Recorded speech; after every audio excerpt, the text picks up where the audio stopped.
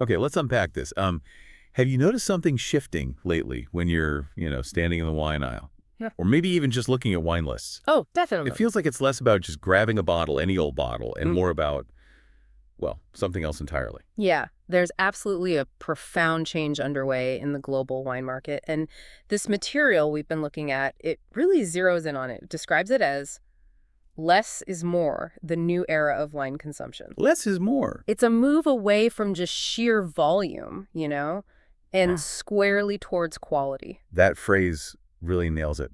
And the core idea isn't just that, like, premium wine is getting more expensive, is it? Yeah. The source material talks about this whole trend being driven by something called premiumization. Exactly. Premiumization. It's not just a higher price tag. It's really about elevating the perceived value across the entire The journey. whole journey. Yeah, from how the grapes are grown, how the wine's made, how it's marketed, and importantly, the experience the consumer actually has with it. It's about making that higher value feel, well, justified Yeah. through authenticity, excellence, exclusivity, that sort of thing. Got it. Okay, so in this deep dive, we're really going to try and dig into what this premiumization actually is, Yeah. why it's become such a big deal right now, and what it means for the wine world, Right. how it's produced, how it's sold, and maybe ultimately how you might experience wine differently because of it. Precisely. We'll look at the concept itself, try to understand who's driving it, this new wine consumer, and break down the key elements, the pillars that make a wine feel premium. And maybe some real-world examples. Yeah, touch on some examples, definitely, Yeah. and maybe peek into the challenges and the future of this whole trend. Okay, let's jump right in with that definition then. So beyond just a higher price, what does premiumization truly mean for wine? Well, like this research lays out, it's a really multifaceted approach. It's about enhancing like every single stage. Every stage. Viticulture, winemaking, marketing, distribution, the whole consumer experience. The goal is basically to build a brand that resonates deeply with value, with quality, and has a compelling story, making that higher price point feel not just okay, but actually desirable. And why now?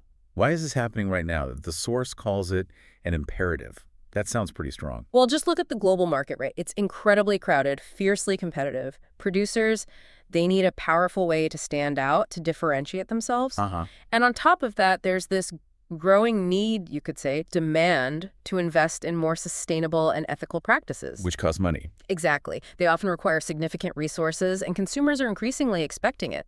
So premiumization kind of allows producers to make those necessary investments viable. It secures their future, really, by offering something that genuinely stands out. So it's not just about, like, survival, but actually thriving by offering something more meaningful. Yes, precisely. And it links directly to what consumers are actually looking for now. It's not just about, having a drink. They're searching for these sophisticated, authentic experiences. Experiences. Yeah, they want the wine to connect them to a culture, maybe a history, the passion of the people who made it. They're after those memorable moments, tied to a really rich narrative. That desire for experience and story, that really brings us to the heart of who's driving this whole thing, this new wine consumer. The source calls them educated, exigent, and conscious. Quite a description. It is, and it's a fascinating profile. Demographically, we're talking increasingly millennials and Gen Z, often urban, maybe with higher purchasing power. Okay. Crucially, valuing experiences much more than just material stuff. They're curious, globally connected, very socially aware, and, open to exploring new things. And their buying habits must be different too, compared to maybe previous generations. Oh, absolutely. This material clearly points out they tend to buy fewer bottles overall. Fewer bottles. But, and this is key, they are definitively willing to pay more per bottle, provided they see that higher value. Consumption is less routine, more about specific moments. Celebrating, exploring, sharing socially. And they're not just passively picking stuff off the shelf, are they?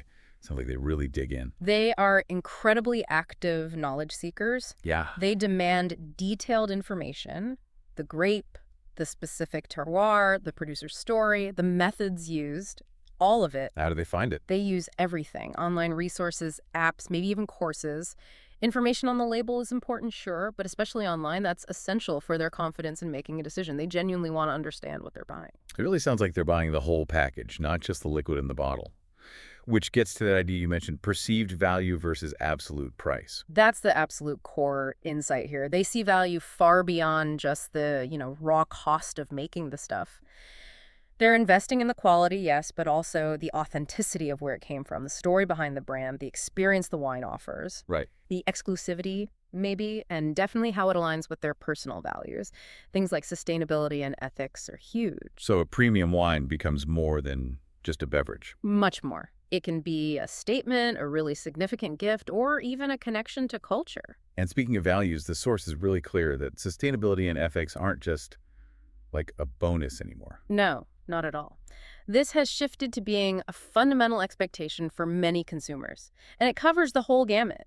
Vineyard practices like organic or biodynamic farming, responsible water and energy use, cutting the carbon footprint, fair labor supporting local communities. Wow, it's comprehensive. It really is. Consumers increasingly want to back products that reflect their concerns about the planet and society. And they need proof. They want transparency about it. Critically important. Transparency builds trust.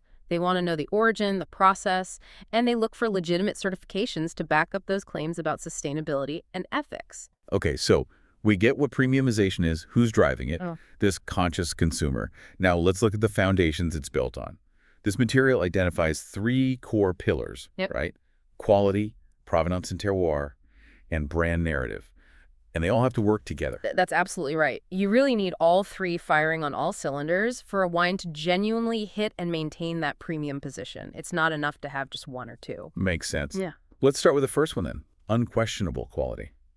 The source details this incredible journey, like from the vine right through to the bottle, emphasizing precision at every single step. It really starts right there in the vineyard with what they call precision viticulture. Precision viticulture. Yeah, it involves some pretty sophisticated techniques using GPS, for example, to map out soil variations within the vineyard, analyzing aerial images from satellites or drones to monitor vine health block by block, sometimes vine by vine. Drones, wow. Oh, yeah. Deploying weather stations for super granular climate data, using smart irrigation, like drip systems, to give vines exactly the water they need, no more, no less. So we're talking serious tech out there in the fields. That kind of shatters the old romantic image of just a farmer wandering around, doesn't it? It does to an extent, but importantly, it's coupled with deep knowledge and really meticulous manual work. Things like incredibly precise pruning, selectively removing grape clusters to concentrate flavor in the ones that remain, careful leaf removal for optimal sun exposure. It's all based on this profound understanding of the vine, aiming for perfect ripeness and quality. And then when harvest time comes, the selection process sounds intense. Extremely rigorous. The source highlights manual harvesting, which allows for a first selection right there among the vines. Then, back at the winery, you often have sorting tables. Sorting tables. Yeah, where experienced workers physically inspect every bunch, sometimes even berry by berry. And increasingly, wineries are using optical sorting systems. Optical sorting. High-resolution cameras and air jets that automatically identify and remove anything, tiny leaves, damaged berries, underripe ones that doesn't meet their incredibly strict standards. Only the absolute perfect grapes get through. So starting with that perfect raw materials, just table stakes, basically. What about the actual winemaking itself? The source describes this philosophy of minimal intervention vinification. What does that really mean in practice? Well, the core idea of that philosophy is to let the unique character of the place, the terroir, shine through with as little external meddling as possible. So this might involve things like using indigenous yeasts. Those are the natural yeasts found in that specific vineyard and cellar environment. Right, the wild ones. Exactly. They can add a lot of complexity, a really unique local signature. But, they're also less predictable than cultured yeasts you buy. And what about additives, like sulfur dioxide, SO2? Yeah, the source mentions the restricted use of SO2 and other common additives. The goal is always to preserve the wine's natural character as much as possible. There's a but. There's always a but. It demands absolutely immaculate hygiene in the cellar, meticulous control at every stage to prevent spoilage, because you have less of that protective buffer. And minimizing things like filtering or clarifying the wine. Right. Those processes make wine look perfectly bright and clear, which some people expect, but they can also strip out desirable compounds, things that contribute to the wine's structure, its aroma, its texture. Interesting. So minimizing those steps helps retain more of the wine's natural complexity, though Yeah, it might occasionally mean you find a little bit of sediment in the bottom of the bottle, which actually some consumers now see as a sign of authenticity. So just to be clear, it's not a completely hands-off, let nature take its course approach then. Oh, crucially, no, not at all. The source really emphasizes that minimal intervention requires profound expertise from the winemaker. They're constantly observing, tasting, analyzing. Right. And they only intervene very subtly, very judiciously when it's absolutely necessary to guide the wine, ensure its quality, make sure it's stable. It's a really delicate, expert balancing act. Okay, so after fermentation, there's aging and maturation. This seems like where a lot of the final character gets locked in. Absolutely critical stage. Aging is essential for building complexity, developing structure, and giving the wine potential to last, to evolve over time. And the choice of what you age it in is really strategic. Like oak barrels? Oak barrels are classic, yeah. French oak versus American oak, new barrels versus used ones, different toast levels inside the barrel. They all contribute different things. They allow tiny amounts of oxygen in micro-oxygenation, which helps soften tannins, and they add those characteristic aromas like vanilla, spice, maybe toast. What about bigger vessels, not just small Good barrels? point. Larger wooden vats, or fougères, allow for that slow oxygen exchange, but with much less direct oak flavor influence compared to small barrels. And then you have increasingly popular neutral vessels. Neutral. Like Things like clay amphorae, like kind of an ancient technique making a comeback, or concrete eggs in tanks. These allow for micro-oxygenation without imparting any wood flavor, so they help preserve the pure fruit and terroir character, while often adding a certain texture, maybe a richness or creaminess. So again, it comes down to the winemaker's skill picking the right vessel, Yeah. knowing exactly how long to age the wine in it. Precisely, that knowledge, that experience, that feel. It's vital to achieving the specific style and quality profile they're aiming for with that particular wine. And quality control isn't just about how it tastes at the end, is it? It's ongoing. Not at all. It's a continuous process. It definitely includes rigorous laboratory tests all the way through. From analyzing the grape juice, the must, right up to the finished bottle, checking alcohol levels, acidity, stability, ensuring purity. Uh-huh. And then you have expert sensory panels, teams of trained tasters who are constantly evaluating the wine's aroma, its palate, structure, how it's evolving, identifying any potential flaws early on. And certifications play a role too. Yes, definitely. Certifications and sticking to recognized international standards like ISO 22000 for food safety or various sustainability certifications we talked about, they provide that external validation, proof of quality and compliance, which is increasingly important for getting into certain markets and for building consumer trust. And the source suggests that the true mark, maybe the ultimate mark, of a premium producer is consistency. Absolutely. Being able to maintain that high level of quality year after year, vintage after vintage, even when the weather throws curveballs, which it increasingly does, that's a real hallmark of premium wines. It requires significant ongoing investment in research, in really smart vineyard management, and extremely precise winemaking. Okay, that really covers quality. Which brings us neatly to the second pillar, provenance and terroir. This is where the story of the place itself really comes alive in the wine. It really is the soul of the wine, isn't it? The source uses this lovely phrase, the story in the glass. I like that. Yeah. The wine's origin defines its unique identity, something that can't be replicated anywhere else. It connects it directly to that specific patch of land, its history, the local culture, the people who worked it.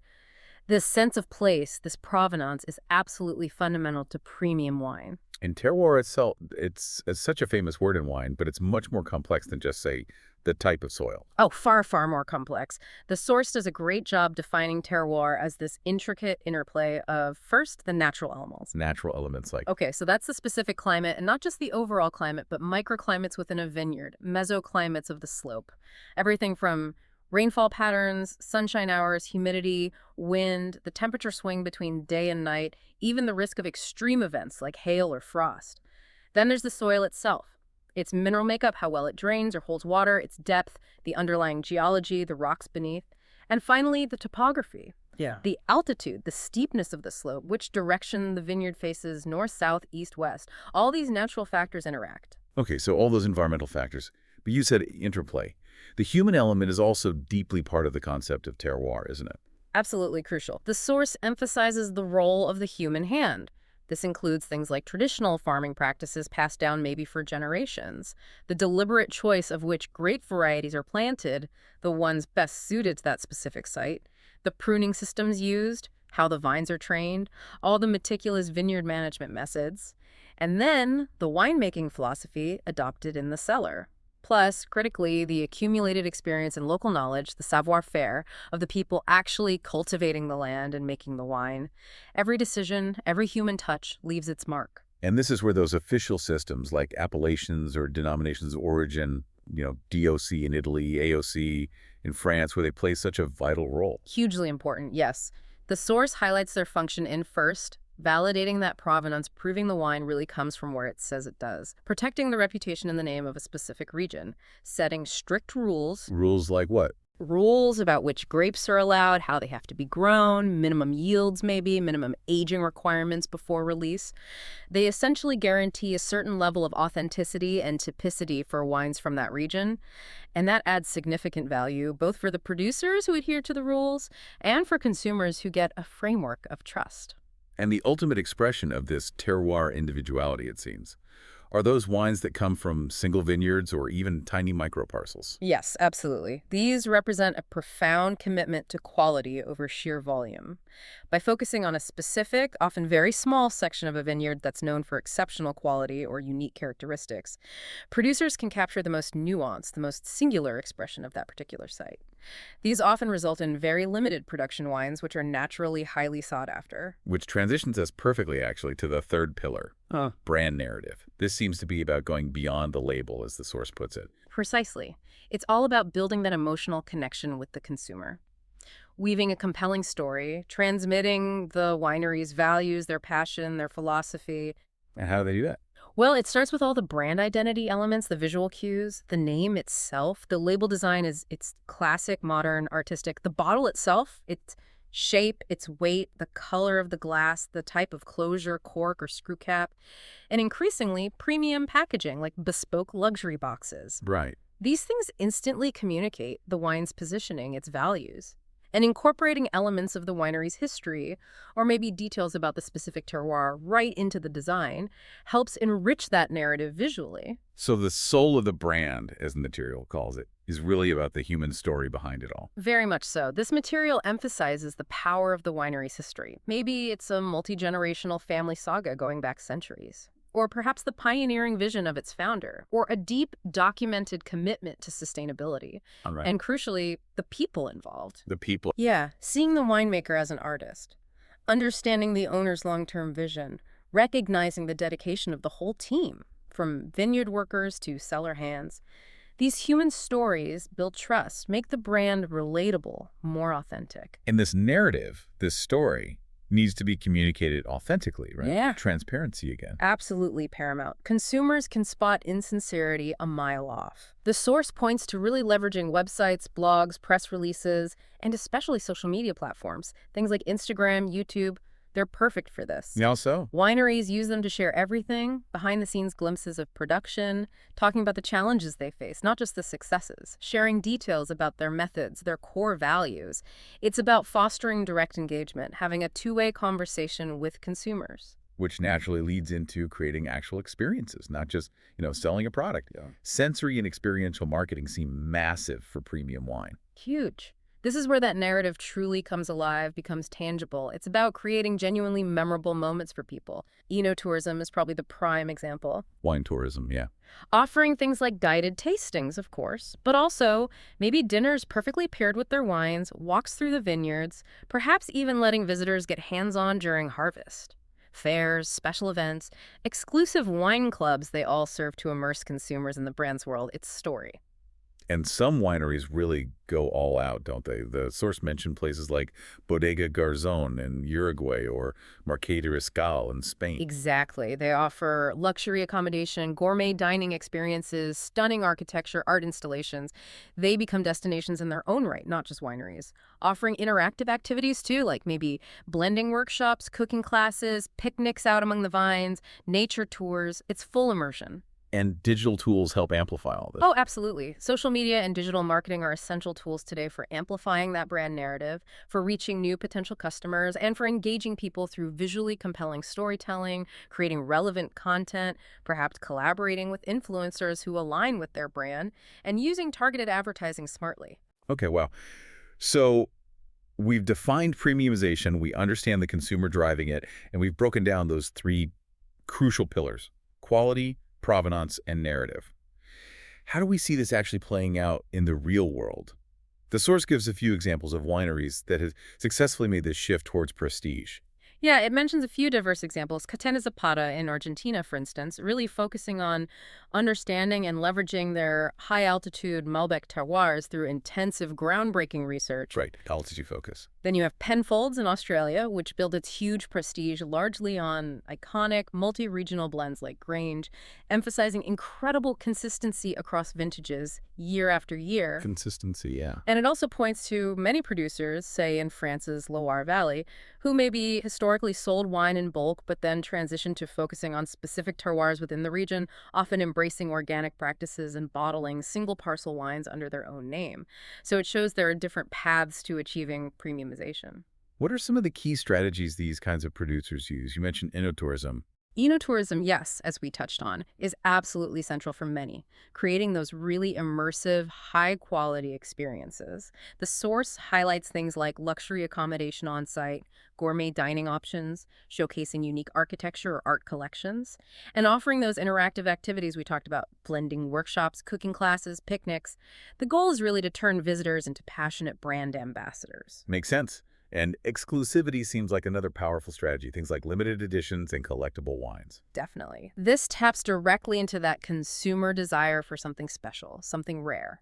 Tactics include things like individually numbered bottles, releasing wines only from exceptional single parcels or specific vintages made in very small quantities. Packaging matters here too, I guess. Hugely. High-end packaging, exclusive label designs, maybe heavier glass bottles, luxury gift boxes. It all enhances that sense of value, rarity, and collectability. And then there's the sales channel. Direct-to-consumer DTC sales are key. Selling directly. Yeah, often through exclusive wine clubs or VIP programs, offering members first access or special bottlings. And for the very top wines, the secondary market, the auction market, plays a role in validating a wine's status and value as a true collectible asset. We also saw strategic partnerships mentioned in the material, collaborating with other sort of high-profile areas. Yes, that's another important lever. Partnering with the world of high gastronomy is a big one, developing specific wines to complement a renowned chef's cuisine, hosting exclusive paired dinners, collaborating with the art and design world, commissioning artists to design special labels, or working with luxury packaging designers, sometimes even themed art installations at the winery. And other luxury brands. Yeah, partnerships with other luxury brands outside of wine, joint events with fashion houses, jewelry makers, high-end car manufacturers, luxury hotels, maybe co-branded products, or cross-benefit loyalty programs. These associations work to elevate the wine brand by aligning it with other established areas of luxury, culture, and craftsmanship. It's really fascinating to see how these strategies then manifest differently depending on where you are in the world. The source contrasts the approaches in different continents, doesn't it? It does. It paints a picture where, in the old world, say Europe, premiumization is very heavily driven by tradition, with the capital T, by those established appellations we discussed, AOC, DOC, etc., and by this deep historical legacy. Right. Regions like Bordeaux, Burgundy, Piedmont in Italy, Germany's Moselle, they really rely on centuries of history, strict regional rules, and the long-established reputation of their specific places and their indigenous grape varieties to define their premium status. Authenticity is key. And how does that compare to the New World, like the Americas or Australia, New Zealand? Here, the drive often comes more from innovation, from embracing technology, and maybe more from the power of the brand itself, and sometimes a compelling personal story of the founder or winemaker. Think of Napa Valley, with its laser focus on high-end Cabernet Sauvignon, often from specific low-yield vineyard sites. Mendoza in Argentina, highlighting its unique high-altitude Malbec. Regions like Margaret River or Coonawarra in Australia, really emphasizing their specific, unique terroirs, the oceanic influence, or the Terra Rossa soil. Or South Africa, focusing on quality from regions like Stellenbosch or Constantia, and even successfully elevating varieties like Chenin Blanc to premium status. They often combine modern tech with strong branding and charismatic figures. What about emerging markets? Asia comes up in the source. Yeah, in markets like much of Asia, premiumization is being fueled by a rapidly growing middle and upper class, people with increasing purchasing power who often view premium wine as a symbol of status, of sophistication. So demand is growing. Absolutely, their palates are developing, and there's a really strong demand for education, for guided tastings, for understanding the nuances. This presents huge opportunities for established premium brands from elsewhere, but it requires real cultural sensitivity. Tailored marketing approaches are crucial. Understanding the importance of things like luxury packaging, which can be very significant there. Building strong local partnerships is key, and investing heavily in consumer education because many consumers are relatively new to the world of premium wine. Okay, so that gives us a good sense of the global picture. But it's not all smooth sailing, is it? What are the big challenges facing premium wine today? And looking ahead, what does the future seem to hold? No, definitely not smooth sailing. The source highlights several pretty significant challenges. First off, the market, as we said, remains incredibly saturated and competitive. Right. That means producers need continuous innovation in the vineyard, in the winery, in their marketing. They need a crystal clear, unique identity, whether it's based on terroir or history or philosophy. They need really effective communication. And underpinning everything, that absolutely unwavering commitment to quality, just to stay visible and desirable. And climate change is flagged as a major threat, isn't it? A very real and significant one, yes. It directly impacts the quality, the style, the consistency of vintages, which is core to premium wine. Yeah. Adaptation isn't optional, it's crucial. What does that involve? It involves a lot. Research and development into more heat or drought-resilient vine clones, Right. exploring new grape varieties or rediscovering forgotten local ones that might be better suited to changing conditions. Implementing innovative vineyard management techniques, things like strategic canopy management for shading, smarter irrigation, using cover crops to protect soil, and maybe even seeking out entirely new terroirs in cooler areas, like at higher altitudes or closer to coastlines. And the challenge of connecting with that new generation of consumers we talked about earlier, that's ongoing. That remains a key challenge, absolutely. Producers need to be authentically present where these consumers are, which means digital channels, social media. They have to fully embrace and transparently communicate their commitment to sustainability and ethics. It's not just marketing fluff. And maybe find ways to make wine feel a bit more accessible, less intimidating perhaps, to a generation that values approachability and experiences, but without somehow diluting its premium allure. It's another tricky balance. So synthesizing that section on the future, Yeah. it sounds like the perception of wine itself is evolving, moving beyond just being seen as a drink.